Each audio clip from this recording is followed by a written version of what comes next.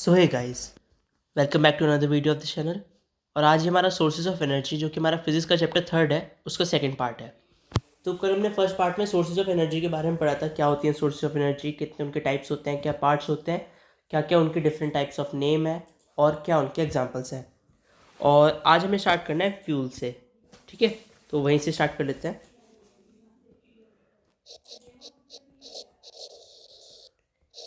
Fuels, fuel क्या होता है? जो मटेरियल बर्न होते हैं और उनके बर्न होने से हीट एनर्जी निकलती है उन्हें फ्यूल कहते हैं, ठीक है। Materials which burn to produce heat energy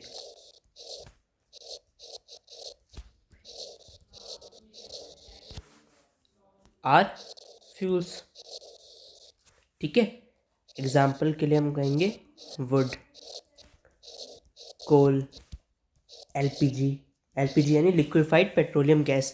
तो ये जो भी हमने एग्जांपल्स दिए ये बर्न होते हैं और हीट एनर्जी प्रोड्यूस करते हैं।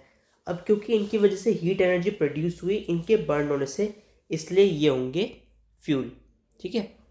और जो फ्यूल होते हैं, अगर हम एक नॉर्मल डेली लाइफ की टर्म्स में बात करें तो वो कहेंगे हम स्टोर हाउस ऑफ एनर्जी, ठीक है। एनर्जी के स्टोर हाउस है क्योंकि इनमें एनर्जी भरी होती है, क्योंकि इनके बर्न होने से हीट एनर्जी मिल रही है, इसलिए फ्यूल्स आर कंसनट्रेटेड। क्योंकि इनमें एनर्जी कंसनट्रेटेड है, so concentrated storehouse of energy. जो एनर्जी है वो रिलीज होती है in the form of heat when they are burned, ठीक है।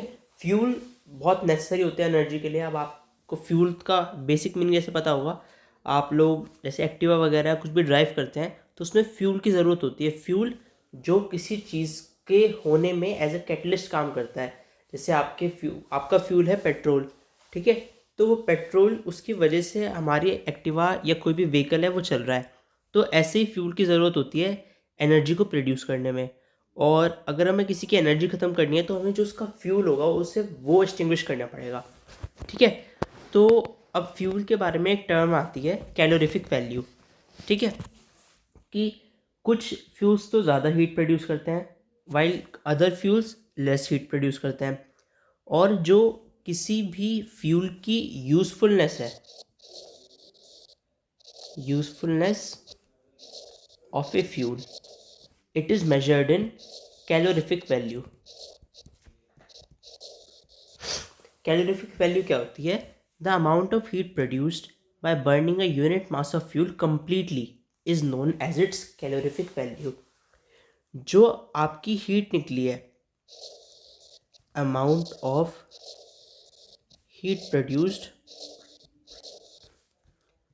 बाय बर्निंग ए यूनिट मास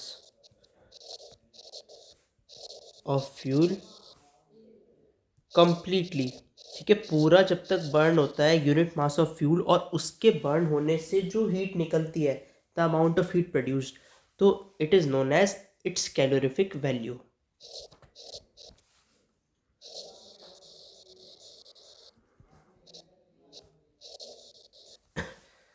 ठीक है।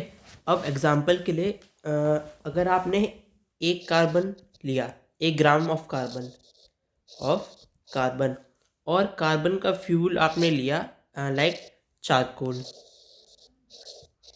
तो जो चारकोल है वो जब बर्न कंप्लीटली हो जाता है तो हीट निकालता है वो 33,000 जूल्स की।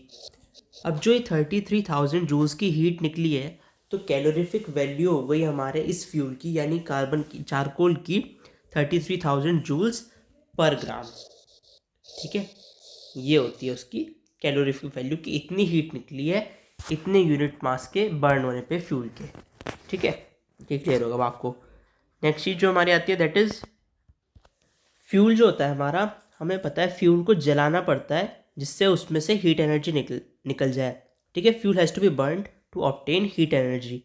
तो हमें इसका मतलब है कि फ्यूल तो फायर कैच कर लेता है जब वो बर्न होता है, तो इसका मतलब कोई एक टेम्परेचर होगा जिससे ऊपर वो कैच कर लेता है फायर को और हमें उसे हीट करना है at a certain minimum temperature, ठीक है। So the minimum temperature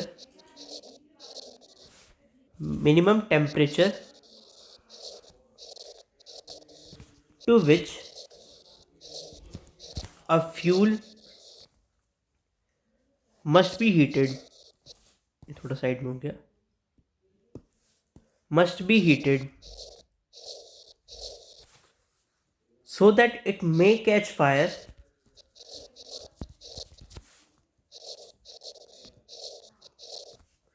and start burning. ठीक है, कि मिनिमम उतना टेम्परेचर जिससे हमारा फ्यूल जल के हीट एनर्जी को प्रोड्यूस करना शुरू कर दे, it is known as its ignition temperature. ठीक है, इग्निशन टेम्परेचर.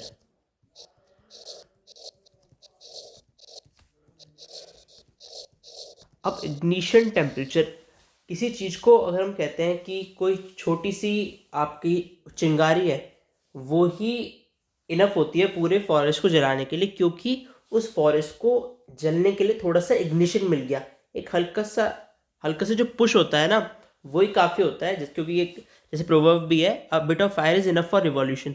तो वो क्योंकि एक हल्का सा इग्निशन मिल जाता है, तो इसमें भी यही है कि जो मिनिमम टेम्परेचर होता है वो अचीव हो जाता है और वहीं से फ्यूल बर्न होना शुरू हो जाता है और हीट एनर्जी प्रोड्यूस करता है. तो अब ये आपको पता चल गया होगा. अब नेक्स्ट चीज़ जो हमारी आती है, that is characteristics of an ideal fuel.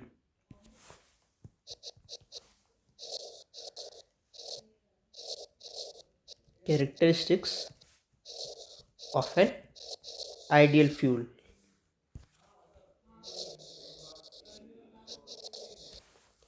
तो एक आइडियल फ्यूल या फिर एक अच्छा फ्यूल क्या होता है, कि कैसा होना चाहिए एक आइडियल फ्यूल, उसके बारे में डिस्कशन कर लेते हैं. तो मेन चीज़ जो आती है हमारे, अगर हम किसी भी फ्यूल की चॉइस करते हैं, दैट इज़ कि उसकी तो एक हाई कैलोरीफिक वैल्यू होनी चाहिए. कैलोरीफिक वैल्यू आपको बताइए, अभी बताइए. कैलोरीफिक वैल्यू उसकी हाई होनी चाहिए, कि एक अच्छा फ्यूल वो है जो अपने एक यूनिट मास के बर्न होने पे ज़्यादा हीट एनर्जी प्रोड्यूस करे. ठीक है, ज़्यादा हीट एनर्जी मिलेगी तो जो मेन उसका रीज़न है फ्यूल का, वही हमें ज़्यादा अचीव होगा, तो ज़्यादा अच्छा लगेगा हमें. अब कोई मीठा है, तो अगर कोई कम मीठी चीज़ है और हमारा मन है कुछ अच्छा मीठा खाने का, तो जितना ज़्यादा मीठा होगा हमें उतना ज़्यादा अच्छा लगेगा. ठीक है, अब जो हमें चाहिए वो अचीव करवा पा रहा है, तो उसकी यूटिलिटी हमारे लिए बढ़ जाएगी. तो इसलिए हमें फ्यूल्स को सिलेक्ट करना है that have high calorific value. ठीक है, और क्योंकि हमें फ्यूल को बर्न करना होता है, तो it should burn without giving any smoke. ठीक है, तो लिख दूँ, no pollution must be caused,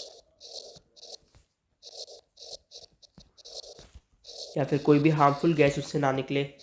third, should have a proper ignition temperature, कि एक सर्टेन टेम्परेचर के बाद ही वो बर्न होना शुरू करे.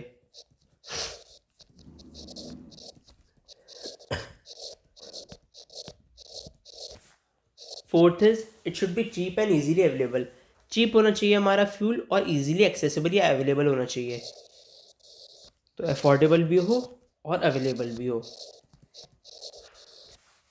फिफ्थ, कि आपका जो फ्यूल होना चाहिए it should be easy to handle.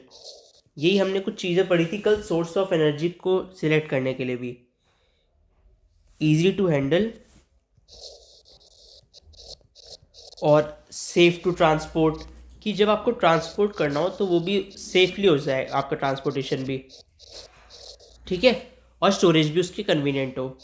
Next is कि जब आप फ्यूल को बर्न करोगे तो it should not leave much ash behind. ठीक है, जलने के बाद उसकी ज़्यादा राख ना बचे, क्योंकि वो भी एनवायरनमेंट फ्रेंडली नहीं होता. Should not leave ash.